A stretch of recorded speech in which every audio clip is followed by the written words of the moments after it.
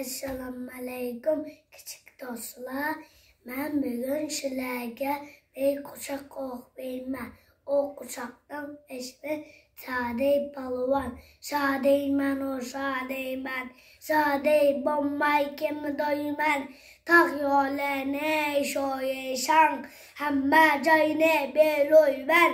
Şadey dep etim yaman. 15 yaşta atalgan. Təslep geç dolğanda, Yağmurxanğa bağlanğan, Yağmurda tulay edir, Çərçəmbəyi qucaq baldı, Yağmal ne dizey çağda, Koyulğan bıçaq bulğan, At mendim küyen qaşqa, Çap doydum şıqal tasqa, Çəyək atadı tasqa, Şadey atadı başqa, Aynı seysiye heydep, Salim kamçılap çıktı, bu dertler geçiydi bay, Şadey atellep çıktı.